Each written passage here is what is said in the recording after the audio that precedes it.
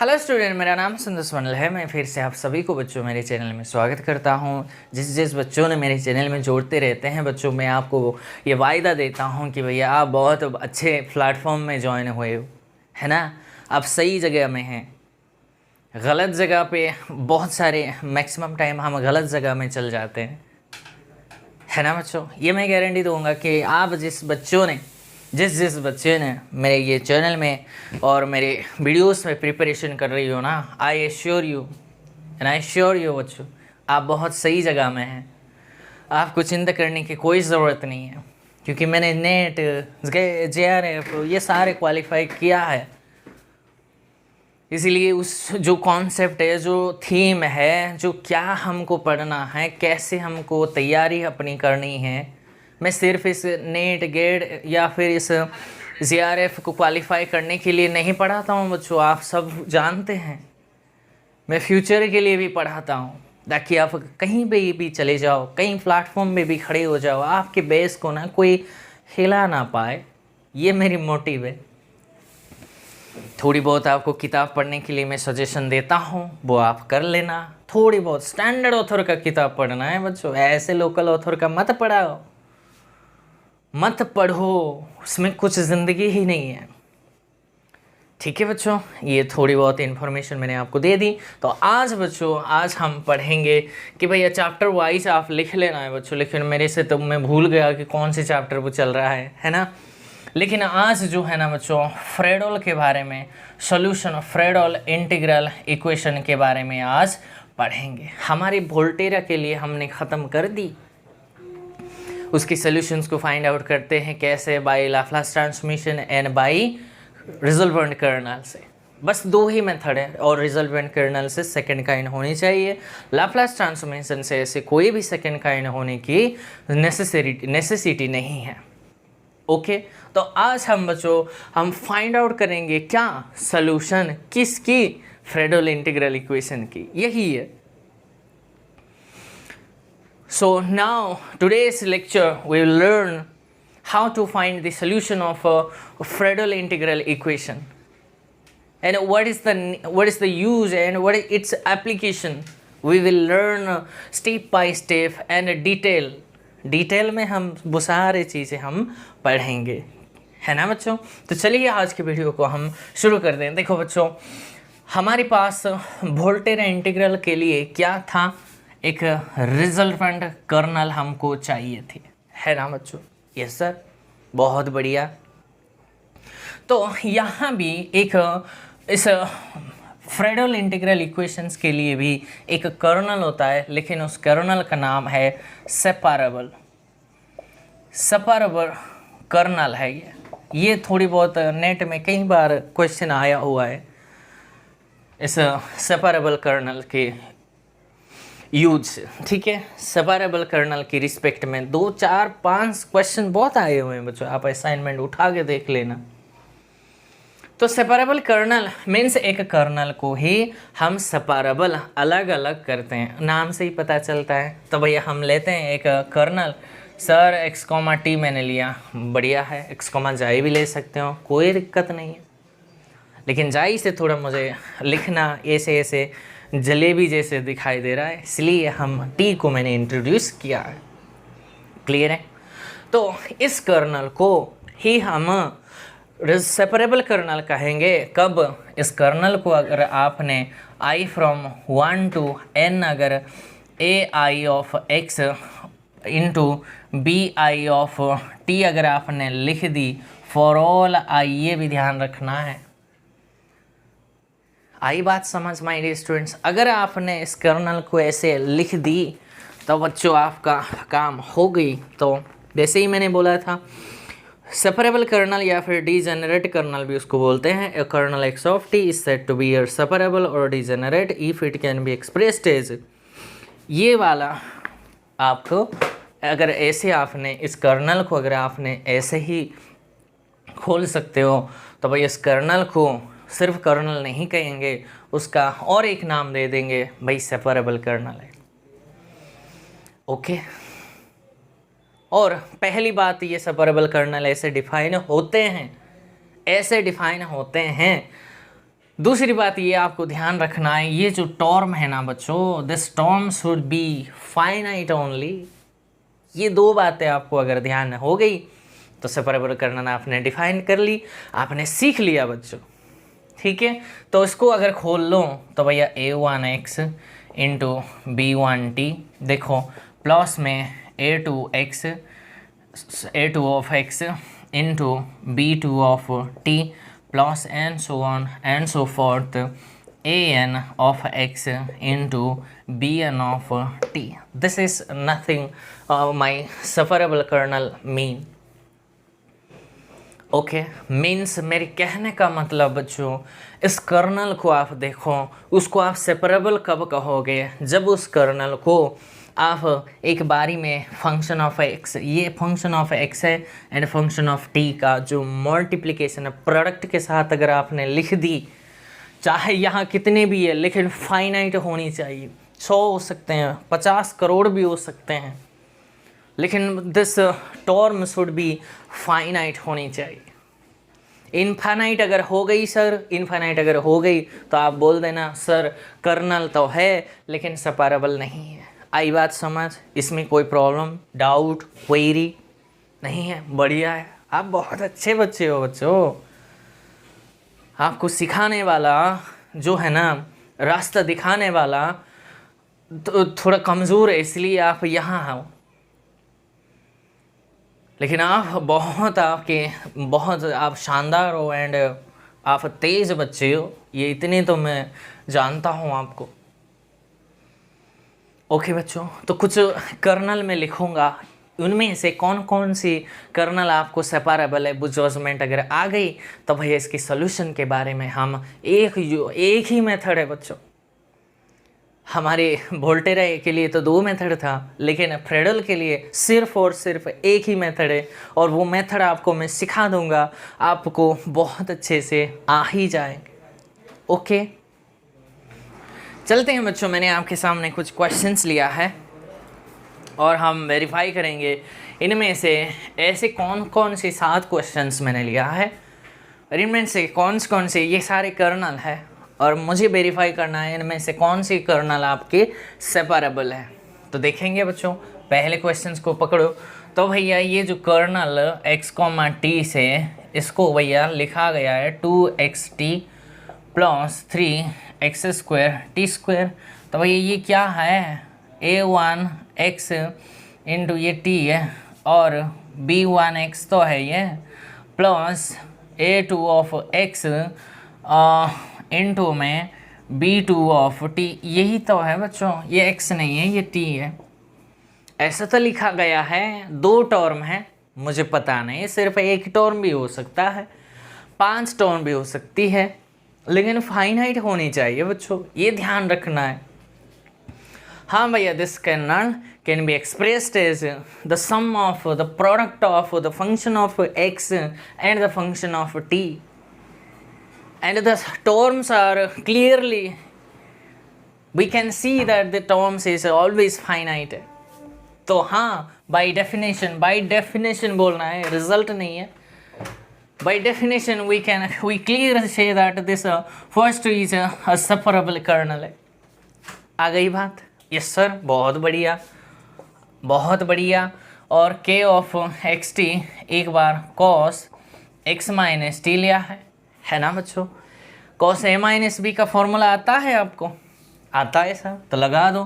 तो क्या होता है, cos a, सॉरी ये ब्रैकेट क्यों लगाऊं, cos a into cos b minus है तो प्लस हो जाएंगे sin a into sin b, है ना बच्चों। क्या ये, this is a1 of x, this is b1 of t, plus this is a2 of x, this is your b2 of t है। 2 टर्म है और 2 इज ए फाइनाइट नंबर है, of course finite है। तो कैन वी से this kernel is a separable kernel? You can absolutely without doubt you can clear that, you can say this kernel is a separable kernel. By definition बोलना है, सिर्फ मैंने आपको सिर्फ definition बताया। ओके जी, तो हो गई, इसका भी कर दोगे, इसका थोड़ा सा कर देंगे। थर्ड क्वेश्चन देखो, के ऑफ एक्स टी को मैं डायरेक्ट लिख दूंगा बच्चों। ये यहाँ एक्स टी है, ये टी है ना बच्चों। यहाँ से साइन ए माइनस बी का फॉर्मूला लगाओ, तो साइन ए इंटू कॉस बी माइनस, है ना बच्चों, minus cos A into sine B है, प्लस देख रही हो ई की पावर एक्सपांशन आई है, तो एक्सपांड कर दो, तो that means 1 plus x t plus में x square t square upon 2 factorial plus x cube t cube upon में 3 factorial and so on and so forth. अगर मैं इसको डेकोरेट करके लिखूं भैया, ये तो इतने तो फाइनाइट है, this is my finite term है, but this is not finite है बच्चों, ये ध्यान रखना है। और मैंने सेपरेबल कर्नल होने के लिए 2 ही रिक्वायरमेंट है। पहली रिक्वायरमेंट, उस कर्नल को function of means A of x ऐसे सिचुएशंस में लिखनी होनी चाहिए। यस, ऐसे है तो है भैया, कोई दिक्कत नहीं। सर इस वन को कैसे लिखोगे? किस वन को? इस वन को आप ऐसे भी तो लिख सकते हो, ईद बराबर 0 के साथ x करके इंटू ईद बराबर 0 के साथ t लिख सकते हो। हाँ, ये बात समझ। ये ईद बराबर 0 इस 1 इंटू 1 ये हो गई, ये भी हो गई, रिप्रेजेंट तो कर सकते हैं 1 को, कोई इश्यू नहीं है। हाँ, ये बात समझ माय डियर स्टूडेंट्स, इसमें तो कोई प्रॉब्लम नहीं। लेकिन ये टर्म है ना बच्चों, फाइनाइट नहीं है। किसकी वजह से? इसकी वजह से। अगर ये सर नहीं होता तो भैया हाँ, you can say this kernel is my separable, लेकिन इसकी वजह से मैं this is not a separable, this is separable but this is not separable.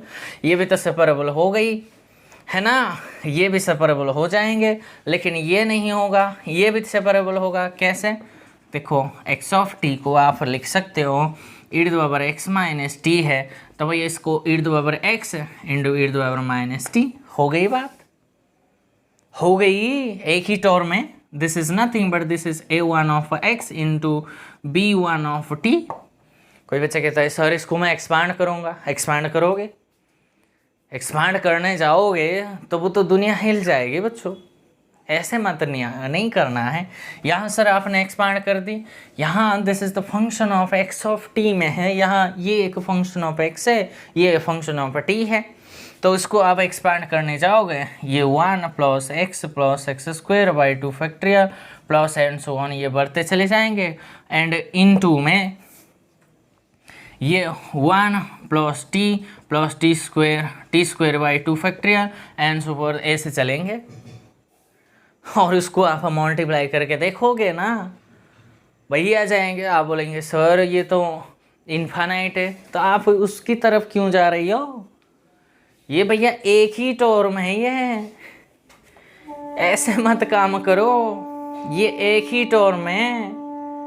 And this is my yes, this kernel is separable kernel है। क्या ये colonel है? बिल्कुल है जी, क्यों कर्नल नहीं है? कर्नल के लिए कोई स्पेसिफिक ऐसे ही कुछ फिगर होनी चाहिए, ऐसे कुछ है क्या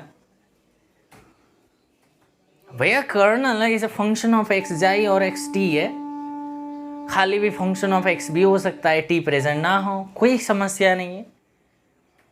कर्नल के लिए तो भैया कोई रेस्ट्रिक्शन नहीं है, और नहीं था भी, हमने इतने काम किए उस समय तो आपके मन में ये क्वेश्चन नहीं था। ये बेकार के मीनिंगलेस क्वेश्चंस पूछ के क्यों टाइम बर्बाद करें हम? So this is my separable kernel. आई बात समझ बच्चों? ये साफ साफ दिखाई दे रहा है, साफ साफ। ये सर क्यों नहीं होगा? ऐसे आप इसको, कोई बच्चा कहता है सर ईद बराबर एक्स, ये बिगिनर बच्चा, मैंने ऐसे करते हुए मैंने देखा है बच्चों। क्यों ऐसे करते हैं मुझे नहीं पता, ऐसे थोड़ी ना होता है, इसको आप ऐसे थोड़ी ना लिख सकते हो। किसने भैया परमिशन दे दी? इसका मतलब तो भैया यहाँ ऐसे होनी चाहिए, प्लॉट से तब जाकर आप खोल सकते हो, प्रोडक्ट के लिए तो भैया आप खोल नहीं सकते हो। ऐसे काम नहीं करना है। आई बात समझ बच्चों? सेपरेबल कर्नल के बारे में इंफॉर्मेशन आपको आ गई। तो अब समय आ गया बच्चों फ्रेडल इंटीग्रल इक्वेशंस की सॉल्यूशंस को हम कैसे करते हैं, इट मीन्स कम्प्लीटली डिटेल में आप समझो।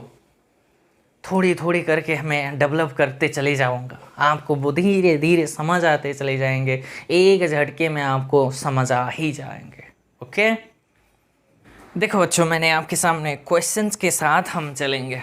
मेथड तो मैं बता दूंगा भैया।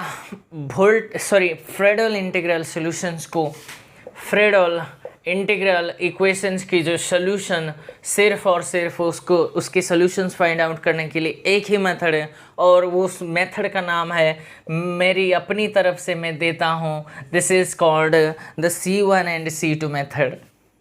ये कोई स्टैंडर्ड नेम नहीं है, मेरी कन्वीनियंस के लिए है ना भैया, मेरी सुविधा के लिए। कुछ ना कुछ तो मुझे एज्यूम करना है, जैसे इंटीग्रल फाइनाइट इंटीग्रेशन मेथड जैसे मैंने नाम दिया था, कुछ कुछ नाम जैसे मैं दे देता हूँ भैया। ये फ्रेडल इंटीग्रल इक्वेशंस का सॉल्यूशंस फाइंड आउट करने के लिए एक ही मेथड है, उसका नाम भैया क्या है पता नहीं, लेकिन मेरी कन्वीनियंस के लिए भैया ये C1 एंड C2 मेथड में कह देता हूँ। वो होता क्या है वो ध्यान से सुनना है। बहुत आसान है, बहुत मीन्स बहुत ही आसान है बच्चों। ठीक है, मैंने eigen values and eigen functions के बारे में बता दिया। Eigen value and eigen functions के बारे में मैंने डिटेल में समझा दिया था। ऑर्डिनरी डिफरेंशियल इक्वेशंस में चले जाओ, या फिर आप लीनियर अलजेब्रा पे चले जाओ, और यहाँ भी तो मैंने वोल्टेयर इंटीग्रल इक्वेशन से कुछ ना कुछ मैंने टच किया है। आइगन वैल्यूज उसको कहते हैं भैया, दिस लैम्बडा को हम आइगन वैल्यूज तब कहेंगे जब इस लैम्बडा की रिस्पेक्ट में ये जो इक्वेशन की नॉन ट्रिवियल या फिर नॉन जीरो सॉल्यूशंस मिले। भैया कोई बच्चा कहता है सर ये जो इक्वेशन आपके सामने लिखा है, ये देखकर आपके मन में क्या विचार आता है? एक विचार, सर ये तो कांस्टेंट है, अपर लिमिट, इसलिए सर विचार आता है कि ये फ्रेडल इंटीग्रल इक्वेशन है। बहुत बढ़िया। और क्या विचार आता है? मैं अगर बोलूँ वो बच्चा कहेगा सर ये fx 0 है, इसलिए ये जो फ्रेडल तो है उसके साथ साथ होमोजीनियस भी है। बहुत बढ़िया, मैं कहूँगा उसको। तो मैं आपको कहूँगा उस बच्चे ने सब्जेक्ट सीख लिया है, क्योंकि वो आपने अगर रिकॉग्नाइज कर दी तो आपका काम हो गई। और मैं जानता हूँ बच्चों, जब कभी भी कोई भी इक्वेशन हो, चाहे वो मैट्रिक्स में काम करो या फिर डिफरेंशियल इक्वेशन में काम करो या फिर इंटीग्रल जो कुछ भी ब्रांच में आप काम करो, होमोजीनियस सिस्टम जब आता है उसकी एक भैया हमेशा एक सॉल्यूशंस होती है। उस सॉल्यूशंस का नाम है phi x = 0। That means trivial बोलो या फिर zero solution is the only solutions बोलते हैं। ओनली नहीं है, अगर होमोजीनियस सिस्टम है तो भैया जीरो सॉल्यूशंस तो एक गारंटी है। अगर भैया इस लैम्बडा की रिस्पेक्ट में इस इक्वेशन की अगर कोई सॉल्यूशन जीरो, तो एक सॉल्यूशंस हमेशा है, लेकिन उसके साथ साथ अगर जीरो के अलावा और अगर कोई सॉल्यूशंस अगर एग्जिस्ट नहीं करता,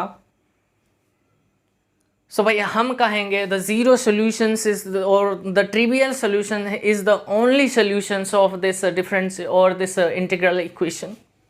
अगर डिफरेंशियल इक्वेशन है तो डिफरेंशियल कहेंगे, अगर मैट्रिक्स है तो मैट्रिक्स कहेंगे, और क्या है भैया, यहाँ इंटीग्रेशन है तो इंटीग्रेशन कहेंगे। इसमें कोई भी समस्या है? आई होप आप सीख लिए हो बच्चों। ठीक है, होमोजीनियस सिस्टम है तो भैया ये तो होमोजीनियस है, तो phi x = 0 एक तो सोल्यूशन एग्जिस्ट है, यहाँ से फाई ऑफ एक्स तो भैया एक सॉल्यूशन है, because this is homogeneous Friedel integral equation. Okay sir, तो मैं अभी चेक करूँगा क्या ज़ीरो सॉल्यूशंस के अलावा भैया नॉन ज़ीरो सॉल्यूशंस भी तो होमोजीनियस सिस्टम का एग्जिस्ट करता है ना, थोड़ी ना ये भैया एक ही सोल्यूशन है। देखेंगे अगर एग्जिस्ट नहीं किया तो हम कहेंगे यही एकमात्र सॉल्यूशंस कहेंगे। ओके बच्चों, तो चलिए सॉल्यूशंस कैसे करते हैं। जब इंटीग्रेशन आप लेफ्ट हैंड में कोई यहाँ से काम कुछ नहीं करना है आपको, सिर्फ और सिर्फ राइट हैंड साइड में ही आपका काम है। क्या करना है आप देखो, इंटीग्रल इक्वेशंस को देखो भैया। इस इंटीग्रल इक्वेशन से, इस इंटीग्रल इक्वेशन में जो फंक्शन ऑफ एक्स है, आई बात समझ, यहाँ कुछ भी हो सकता है, प्लस में कुछ भी।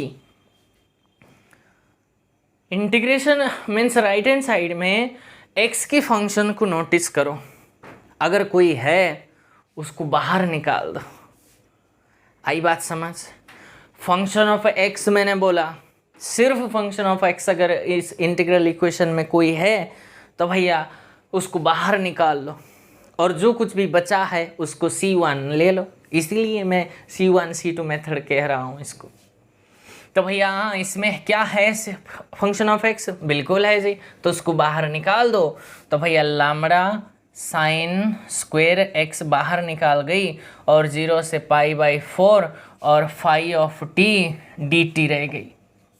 मैंने क्या बोला, और इसमें और कोई फंक्शन ऑफ एक्स है नहीं सर, तो इस क्वांटिटी को ना C1 ले लो, तो बचेगा क्या, तो lambda sign square x into C1, तो ये किसका वैल्यू है, फाई एक्स का वैल्यू। इसको इक्वेशन 1 मान लो बच्चों। हाई बात समझ, बहुत अच्छे से समझाऊंगा ताकि एक झटके में आपका दिमाग में वो सारे चीज़ फीड हो जाए। समस्या आप फेस नहीं करेंगे बच्चों, नहीं। अगर आप मेहनती हो, ईमानदार हो, मेरी वीडियोस को स्किप भी करके मीन्स बिना स्किप करते हुए अगर आपने देखे हैं, ज़िंदगी बल्ले बल्ले है बच्चों। नहीं तो और क्या कहूँ बच्चों, ठीक है। आई बात समझ, जो फंक्शन ऑफ एक्स है उसको हमेशा बाहर निकालो, चाहे कितने भी है, निकाल दिया। और जो कुछ भी पोर्शन बचा है उसको आप C1 एज्यूम कर लो, और यहाँ लिखो वेयर करके, where C1 is equals to, आप इंटीग्रेशन 0 से π/4 फाई ऑफ t dt है। ठीक है, पहली रिक्वायरमेंट हो गई। पहली रिक्वायरमेंट आपको ये वाला लेना है, C1 को कुछ ना कुछ एज्यूम करो। क्या एज्यूम करोगे, जो फंक्शन ऑफ एक्स से अलग जो कुछ भी बचा है उसको आप C1 ले लो, पहली requirement.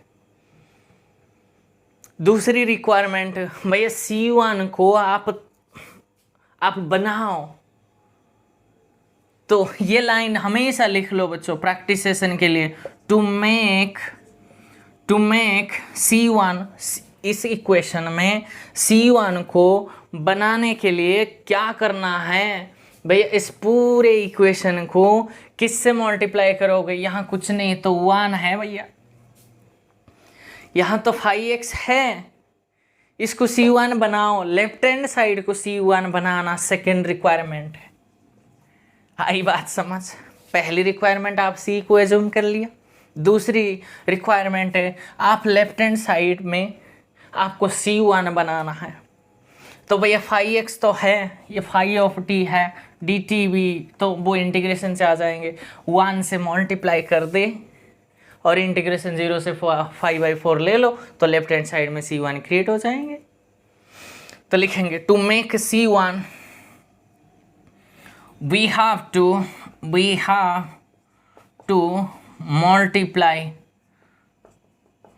multiply by 1 on both side. पहली क्वेश्चन है इसलिए मैं लिख रहा हूँ, बाकी को मैं नहीं लिखूंगा, ठीक है बच्चों। On both sides and to make C1 we have to multiply by 1 on both side and integrating 0 to pi by 4, और विथ रेस्पेक्ट टू क्या करना है, हमेशा ये विथ रेस्पेक्ट टू एक्स लेना, ये लाइन आपको लिखनी है।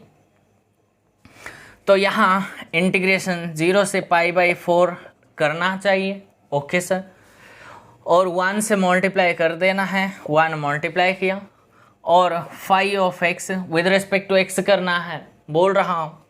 तो ये इंटीग्रेशन के लिए तो dx आ गई, यहाँ तो हो गई, तो यहाँ भी तो करना पड़ेगा सर। इंटीग्रेशन 0 से पाई बाई 4 किया, बिल्कुल सही है। और मैं जानता हूँ भैया साइन स्क्वायर, देखो साइन स्क्वायर एक्स को भैया 1 माइनस कॉस 2x अपॉन में 2, यही तो लिखेंगे। ट्रिग्नोमेट्री का आता है थोड़ी बहुत, तो आ गई। तो भैया ये तो कांस्टेंट है, लैम्बडा C1 तो कांस्टेंट है, तो मैंने उसको बाहर खींच दी, और ये 2 भी कांस्टेंट है तो मैंने नीचे रख दी, और बचा इसके प्लेस में 1 माइनस कॉस 2x मैंने रख दी, एंड 1 से मल्टीप्लाई करना है, कर दी, एंड dx करना है, हो गई बात। तो बच्चों मुझे लेफ्ट साइड क्या बन गई, इस क्वांटिटी को तो आपने C1 लिया। कोई बच्चा कहता है सर ये कैसे सर, आपने ये इसको मैंने और ऐसे भी लिख दूँ, C1 इज 0 से pi by 4 phi of x dx, क्या ये दोनों बराबर है? बिल्कुल है जी। क्यों भाई, इसकी तो क्या आएंगे, t आएंगे, और t अगर आएंगे इसका इंटीग्रेशन पहले मुझे बताओ, t कहाँ से कहाँ है, पाई बाई 4 से 0 है, तो भैया पाई बाई 4 माइनस 0, तो भैया 5 बाई 4 आ गई। अच्छा इसका कर दो, ये x आ गई, और 0 से पाई बाई 4 है, तो भैया ये भी पाई बाई 4 माइनस 0, तो ये भी पाई बाई 4। इसमें क्या वेरिएबल से क्या मतलब है, वेरिएबल से क्या मतलब है बच्चों, कुछ मतलब नहीं है। ओके तो भैया ये जो क्या बन गई, ये तो भैया C1 बन गई। अच्छा सर बहुत बढ़िया, तो ये लैम्बडा C1 अपॉन में 2 ऐसे ही रह गई। ओके बहुत बढ़िया है सर। 1 का इंटीग्रेशन x है, माइनस इसका इंटीग्रेशन साइन 2x अपॉन में 2 है, और 0 से पाई बाई 4 लेना है, और रख दो बच्चों। सो लैम्बडा C1 अपॉन में 2 अपर इंटीग्रेशन रखो, यहाँ पाई बाई 4 माइनस, यहाँ अगर मैंने रख दी साइन की एंगल में, सॉरी पाई बाई 4 इंटू 2 है ना बच्चों, वहाँ से 2 माइनस 0 अगर रखोगे यहाँ 0 हो जाएंगे, साइन 0 0 भी साइन 0 0 ही होता है। ओके तो ये इससे कैंसिल हो गई, तो पाई बाई 2 का वैल्यू, साइन पाई बाई 2 का वैल्यू 1 होता है। तो बच्चों यहाँ से लैम्बडा C1 अपॉन में 2, ये पाई बाई 4 माइनस 1 बाई 2 हो गई, और एलसीएम ले दो, ले बैठ लो बच्चों। सो लैम्बडा C1 अपॉन में 2, सर आप इतने क्यों करते चले जाओ, इसलिए तो अंडरस्टूड है बच्चों, आप स्टैंडर्ड बच्चों के लिए तो अंडरस्टूड है, बिगिनर बच्चे के लिए भी मैं तैयार हूँ, इसीलिए उतने नीचे में जाओ होता हूँ। लेकिन अगर ये 2 सर करता ना भैया, ये स्टेप सीधा यहाँ आ जाता, और यहाँ से सीधा ये लिख देता वो, है ना बच्चों। तो वो तो ऐसे तो मैं नहीं करूँगा। तो ये भैया पाई और सॉरी पाई माइनस का 2 बन गई, आई बात समझ। तो भैया C1 का वैल्यू क्या हो गई, तो यहाँ से मुझे बताओ लैम्बडा C1 के एंगल में पाई माइनस 2 अपॉन में 8 हो गई। ओके ये C1 का वैल्यू है, यहाँ भी एक C1 है, वहाँ भी एक C1 है, तो कॉमन ले दे, तो C1 मैंने कॉमन ले ली, तो इसमें 1 रह गई है, 1 माइनस का क्या हो गई, lambda time pi minus 2 open में 8 का वैल्यू हो गई 0 है। कोई बच्चा कहता है sir this is the product of two quantity is equals to 0। हम जानते हैं अगर a इंटू बी का वैल्यू 0 है तो भैया आइदर a 0 होगा या फिर b 0 होगा या फिर दोनों ही 0 होगा। और स्टेटमेंट है भैया, मजाक नहीं है, समझ रही हो। कोई बच्चा कहता है सर तो भैया यहाँ से सर आप c को 0 ले लो। अच्छा c को अगर 0 ले लिया ना तो ये भी 0 हो गई है ना बच्चों। या इसको आप नॉन जीरो लेना चाहते हो ना, सर ये नॉन जीरो ले लो, इसको C1 को 0 ले लो। मान लेते हैं एक बार के लिए मैंने C1 को 0 ले ली। C1 को अगर 0 ले ली तो बच्चों इक्वेशन 1 से मुझे बताओ phi of x is equals to ये इतने इज इक्वल्स टू 0 हो गई। मैंने ऑलरेडी एक बताया था भैया होमोजीनियस सिस्टम है, phi x is equals to phi of x is equals to 0 हमेशा एक सोल्यूशन होती है। भैया आपने बोल दिया है तो भैया आपने C1 अगर ले गो तो भैया ये तो आपने ये कह कर आए और फिर से इसके बारे में बात करने की क्या ज़रूरत है ना। आई बात समझ माय डियर स्टूडेंट्स। हम क्या कर रही है भैया, हमने हमारे काम इतने जो किए हैं, हमने कह कर आए हैं भैया ये तो हमेशा एक सोल्यूशन है। हम देखना चाहते थे इसके अलावा इस इक्वेशंस की और भी कोई सोल्यूशन है क्या, एग्जिस्ट करता है क्या, हमारी ये मोटिव था। तो भैया C1 को हम 0 नहीं ले सकते हैं क्योंकि अगर C1 को 0 लोगे तो भैया वहाँ पहुँच जाओगे और वहाँ अगर पहुँचोगे तो वो तो गड़बड़ हो जाएंगे बच्चों। तो इसको मैंने मिटा दिया थोड़ी देर। ओके, ये कॉन्सेप्ट क्लियर है।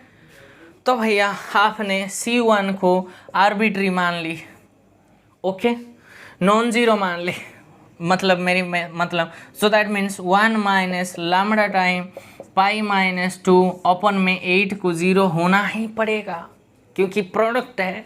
आपने C1 को नॉन जीरो लिया तो इसको ही 0 होना पड़ेगा। अगर ये 0 हो गई तो बच्चों लैम्डा ओपन में पाई माइनस 2 ओपन में 8 का वैल्यू हो गई 1 है। मुझे बताओ लैम्डा का वैल्यू 8 ओपन में पाई माइनस 2 आ गई।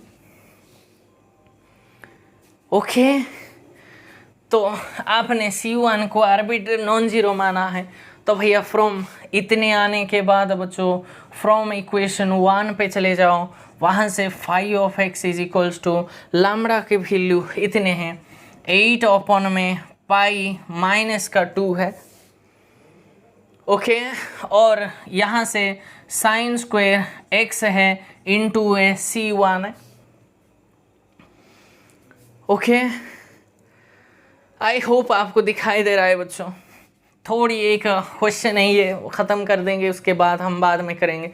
तो देखो ये भी आर्बिट्री है, तो भैया मैंने ऐसे ले ली c into sine square x ले ली फाई एक्स का वैल्यू, और c को मैंने C1 ओपन में C1 8 ओपन में पाई माइनस 2 ले ली।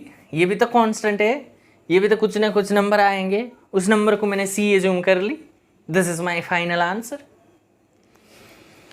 तो कुल मिला के बात ये बनी बच्चों, कुल मिला के बात ये बनी बच्चों कि भैया आपके पास फाई ऑफ एक्स 0 सॉल्यूशंस के अलावा, ये होमोजीनियस सिस्टम है, इस होमोजीनियस सिस्टम का 0 सॉल्यूशंस के अलावा और भी एक सॉल्यूशन है, वो सॉल्यूशन है ये।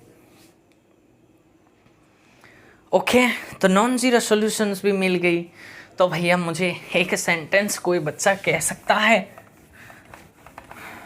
तो ये इस C को देखकर जजमेंट दे देंगे।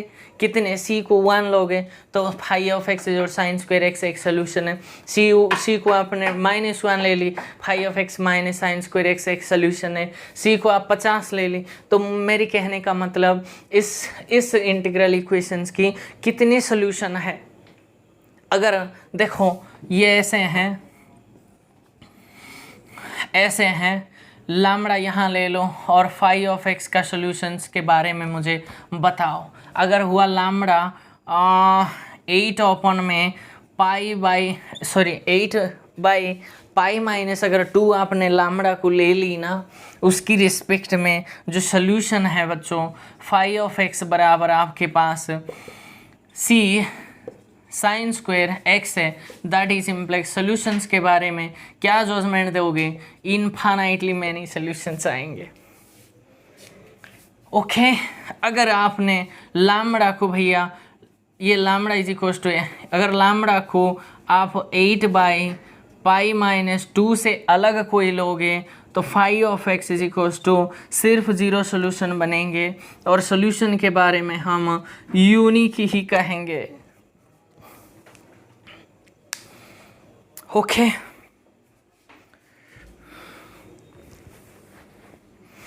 ओके बच्चों, आई बात समझ? बहुत ये इतने लॉन्ग इसलिए मैं कह रहा हूँ, पहली क्वेश्चन है, बाद में तो भैया ऐसे वैसे ही मैंने कर दूंगा। ओके आई बात समझ? जब लैम्बडा का वैल्यू आप 8/पाई माइनस 2 लोगे तो भैया इस इंटीग्रल इक्वेशंस की इनफाइनाइटली मैनी सोल्यूशन है। सर इसको विजुअलाइज कर दोगे? कर देंगे भैया, इसमें क्या है, कर देंगे। देखो ताकि आपको भी वो समझ आ जाए। ये एक रियल लाइन है सर, अच्छा ये 0 है, बिल्कुल है। सो सर ये कहीं पर भी अगर मेरे इस पॉइंट है मेरी, ये अगर 8/पाई माइनस 2 है, अच्छा तो भैया इसको मैंने 1 मान ली अब के लिए। ओके सर, तो भैया इस पॉइंट के लिए इस इंटीग्रल इक्वेशंस की इनफाइनाइटली मैनी सोल्यूशन है। इसके अलावा यहाँ जितने भी पॉइंट्स पड़े हुए हैं इसके लिए सिर्फ और सिर्फ phi of x is equals to 0 is the only solution. This is the visualization. इस एक पॉइंट लैम्बडा आप, ये मेरी लैम्बडा है, कोई वैल्यू मत समझ बैठना। लैम्बडा के वैल्यू 8/पाई माइनस 2 ले लो, यहाँ कहीं पड़े हैं, मुझे नहीं पता इसकी वैल्यू क्या आएंगे। मैंने एज्यूम कर लिया सर यहाँ है, अच्छा जी इस पार्टिकुलर पॉइंट पे ही इस इंटीग्रल इक्वेशंस की इनफाइनाइटली मैनी सोल्यूशन है। तो वो तो जब वो फ्रेडल इंटीग्रल इक्वेशन आता है ना कुछ क्वेश्चन बच्चों, तो यूनिक इनफाइनाइटली नो सॉल्यूशंस के बारे में एक ऑप्शन ज़रूर पूछता है और नाम एक ऑप्शन में ज़रूर पूछता है और इसकी सोल्यूशन एक ऑप्शन में पूछ देता है और बाकी को तो नो या फिर नॉन ऑफ दिस या फिर कुछ भी और भर देगा। ओके लैम्बडा को इस रियल लाइन से अगर यहाँ एक लैम्बडा आपने लिया है, उसकी वैल्यू अगर इतना है, इनफाइनाइटली मैनी सोल्यूशन आएंगे। और लैम्बडा का वैल्यू यहाँ से उठाओ, यहाँ से पूरे यहाँ से, मीन्स इससे अलग अगर आपने लैम्बडा ली तो भैया इस इंटीग्रल इक्वेशन की एकमात्र सोल्यूशन है, वो है 0 सोल्यूशन। यही मेरी कहने का मतलब है बच्चों। आई होप आप इस मेथड आपने समझ लिए, ठीक है। तो नेक्स्ट क्वेश्चंस मैंने लिया है, देखो बच्चों बहुत प्यारी सी क्वेश्चन है। एक क्वेश्चंस करूँगा और उसके बाद कल हम और करेंगे बच्चों, ऐसे में नहीं छोड़ूंगा आपको, परेशान मत हो। चाहे मेरी ज़िंदगी क्या भी नरक में क्यों ना चले जाओ। ऐसे एक ऑथर था ना, हमारी एक उड़िया का ऑथर, उसने वो ऐसे कहते हैं, मेरी ज़िंदगी नरक में क्यों ना चले जाए लेकिन ये जो जगत है ना वो सेव होनी चाहिए, ठीक है। तो ऐसे नहीं है, मुझे बचना है, अगर नहीं बचूंगा तो काम अधूरा रह जाएगा बच्चों, ठीक है। तो चलते हैं। मैंने पहली रिक्वायरमेंट क्या कहा, इसका फंक्शन ऑफ एक्स कोई है, हाँ जी सर, इसको तो e⁻x इंटू e⁻t लिख सकते हैं, तो उसको बाहर निकालो। तो निकाल ली, ये तो कांस्टेंट है e² - 1, कुछ ना कुछ तो वैल्यू होते हैं, तो उसको इस 2 को भी बाहर निकाल दो बच्चों। e⁻x को मैंने निकाल दी और जो कुछ भी बचा है उसको मैंने c1 ले ली फाई ऑफ एक्स को, और इसको इक्वेशन 1 मान ली, वेयर करके लिखो C1 इज इक्वल इंटीग्रेशन 0 से 1, जो कुछ भी है बच्चों वहाँ ही लिखना है, और e⁻t phi ऑफ t और dt। हो गई बात, पहली रिक्वायरमेंट हो गई, बहुत बढ़िया। C1 को आपको लेफ्ट हैंड साइड में C1 बनाना है, टू मेक C1 ये लाइन लिखना है। आपको C1 बनाने के लिए यहाँ क्या करना पड़ेगा, देखो क्या क्या एब्सेंट है, एक तो इंटीग्रेशन एब्सेंट है, किससे 0 से 1 इंटीग्रेशन एक एब्सेंट है, यस सर, और e⁻t आपको एब्सेंट है, तो भैया x से बनाना है, विथ रिस्पेक्ट टू x हमेशा बनाना है। तो भैया to make C1 we have to multiply both sides by e⁻x and integrating 0 to 1 with respect to x। ये लाइन आपको लिखना है, तो मैंने नहीं लिखा तो क्या बन जाएंगे, इंटीग्रेशन 0 से 1 e⁻x phi of x dx हो गई लेफ्ट हैंड साइड में। तो कांस्टेंट कौन कौन है, 2c1 e² - 1 ये कांस्टेंट है, इंटीग्रेशन 0 से 1 करना है, ऑलरेडी e⁻x प्रेजेंट था, तो भैया दो e⁻x था और e⁻x से आप मल्टीप्लाई कर रही हो, तो भैया e⁻x हो गई और dx हो गई। आई बात समझ माय डियर स्टूडेंट्स। तो इसको लेफ्ट हैंड साइड में आप सिंपली C1 लिखोगे और ये तो वैसे ही रह गई e² - 1 और इंटीग्रेशन डायरेक्ट कर देंगे, ये क्या हो जाएंगे e⁻2x हो जाएंगे, x प्लस x। सो e⁻2x का इंटीग्रेशन e⁻2x अपॉन में 2 और सिंपली 0 से 1 करना है। तो भैया इसकी सोल्यूशन निकाल दो एक बार।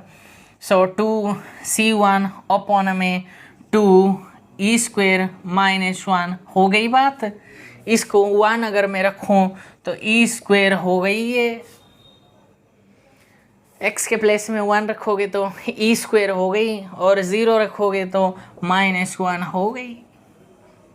आई बात समझ माय डियर स्टूडेंट्स।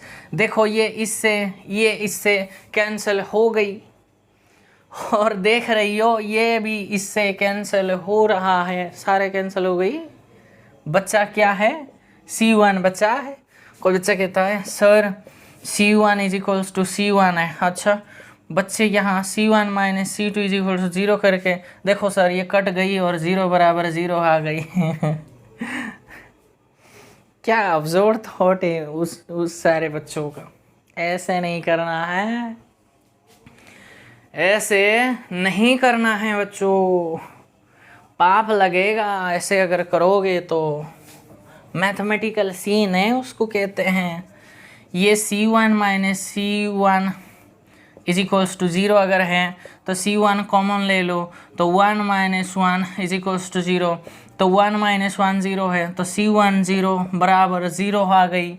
तो इसका मतलब क्या कोई बच्चा कह सकता है, मीन्स C1 जो कुछ भी रियल नंबर ले लो उसके साथ आप 0 के साथ मल्टीप्लाई करोगे ना, वो हमेशा रिजल्ट 0 ही आएंगे, ये उसकी मतलब है।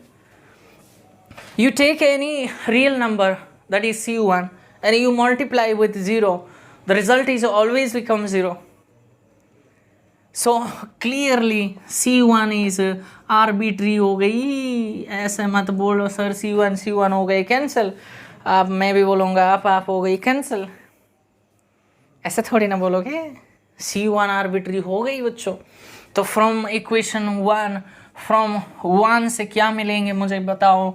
तो फाई ऑफ x बराबर आपके पास 2c1 अपॉन में e² - 1 इंटू में e⁻x हो गई।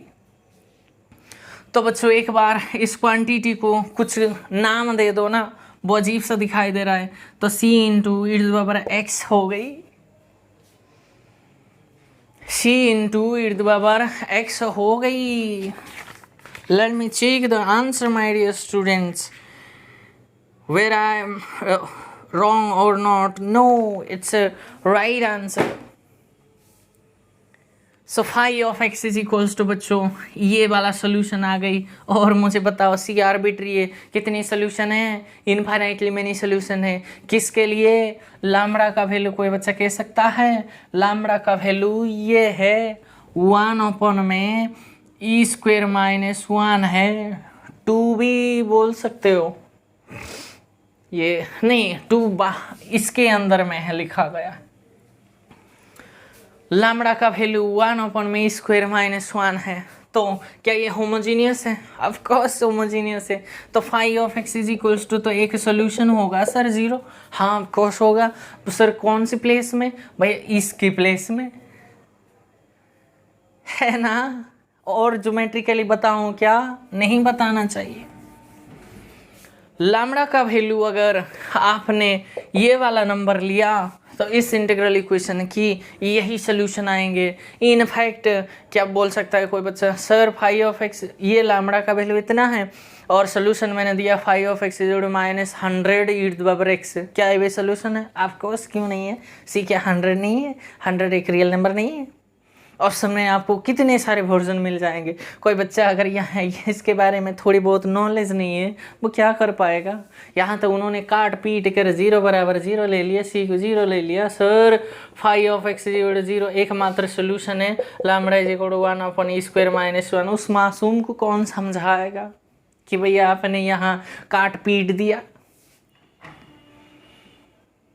No no no no no, ऐसे तो मैथमेटिक्स बहुत अच्छे से, mathematics itself is a language my dear students. I am already described this things to you. Language है, लैंग्वेज को साफ सुथरी से पढ़नी चाहिए, नहीं तो धक्के खा जाएंगे हम। धक्के नहीं खाएंगे हम, जिंदा होने के लिए हम रहेंगे। हो गई सर। तो phi of x is equal to 0 कब होगा? भैया इससे छोड़ के जो कुछ भी नंबर ले लो आप। ई का वैल्यू तो 2.71528 होती है, उसकी स्क्वायर है। कुछ रियल नंबर ये आएंगे बच्चों ये। ओके तो मैंने सोचा था बच्चों एक क्वेश्चन और करूंगा, लेकिन हम कल करेंगे। कल बहुत सारे बातें करेंगे। आज के लिए बहुत बस इतना ही है। इसमें कोई प्रॉब्लम है, क्वेरी आपको सेपरेबल कर्नल से या फिर उससे रिलेटेड कैसे सॉल्यूशंस को फाइंड आउट करते हैं, उससे अगर आप कोई प्रॉब्लम है, कोई इश्यू अगर फेस करते हैं तो हम हैं बच्चों। तो सारे आपके डाउट्स को हम क्लैरिफाई करेंगे। फिर से बच्चों आपके एग्ज़ाम कैसे हुआ है आप कमेंट करके ज़रूर बताना है। और मैंने जो complex analysis, ODE, linear algebra and number theory थोड़ी बहुत मैंने किया है, उसमें से क्वेश्चंस आपने कर पाए हो क्या? अगर अच्छे से रिजल्ट याद किए हों और पढ़े हों तो मैंने कल भी बताया, अच्छे से जिस बच्चों ने पढ़ा है वो भैया क्वेश्चंस तो कर पाएंगे, डेफिनेटली करेंगे। Okay, so that's all for today my dear students, and thank you for watching my video, and keep watching and keep subscribing and keep loving and keep liking my videos my dear students, so that other students may get this benefits. You are getting the benefits without any cost. Okay ji.